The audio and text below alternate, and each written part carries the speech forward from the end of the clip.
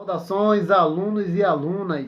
Hoje estaremos abordando os diversos temas mais cobrados pelos vestibulares de todo o país e principalmente do Exame Nacional do Ensino Médio, o Enem.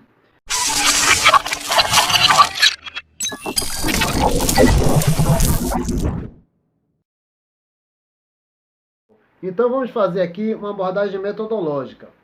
O uso da formal da língua portuguesa, estruturas de texto, texto dissertativo, argumentativo em prosa, elaboração de defesa de uma tese em um texto e mecanismos argumentativos, elaboração de proposta de intervenção em um texto, como produzir uma redação nota 1000.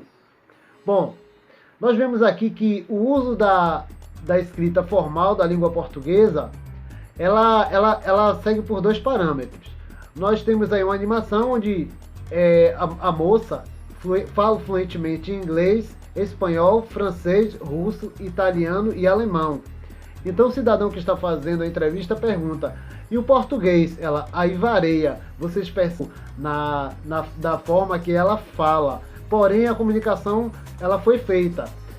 Só que, infelizmente, na linguagem formal a gente não pode passar por esse tipo de situação, ou seja, não pode ter esse tipo de erro, tá legal? A linguagem formal e informal são duas variantes linguísticas que possuem o intuito de comunicar, no entanto, elas são utilizadas em contextos distintos. Sendo assim, é muito importante saber diferenciar entre duas variantes para compreender seus usos em determinadas situações.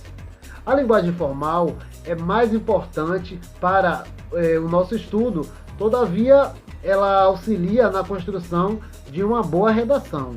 É o modo mais comum de construir um pensamento sólido, guiar o leitor a entender a sua mensagem.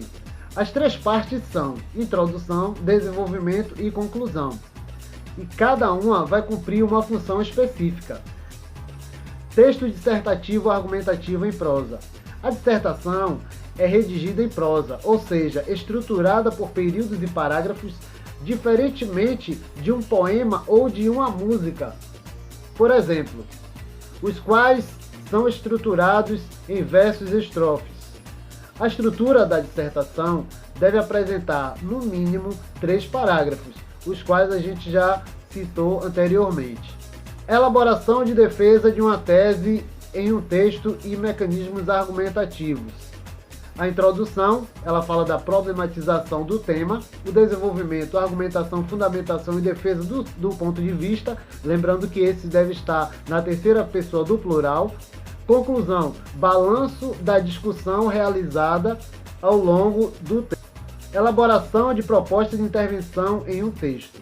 Uma proposta de intervenção, ela deve apresentar os agentes responsáveis por colocá-la em prática, ou seja, quem será responsabilizado pela proposta. Exemplo, a intervenção deve ser feita com os autores, são referências em determinadas áreas. Como já falamos, na educação, podemos citar Paulo Freire. A banca de correção do Enem não cobra uma solução para o problema, mas sim uma intervenção. O que quer dizer? Você não precisa apresentar uma ideia para resolver a situação de uma vez, mas sim para enfrentá-la de alguma forma. Como produzir uma redação nota 1000? Vale sempre lembrar que para uma redação nota 1000 é importante projetar o texto antes de escrever, com base no tema, construir um rascunho, produzir uma versão final revisada posterior ao rascunho, manter atenção redobrada nas regras gramaticais, é muito importante. Ler sempre que possível e ampliar a sua bagagem sociocultural, ou seja, você precisa estar por dentro de tudo que acontece no Brasil e no mundo, para que você tenha argumento para produzir a sua redação.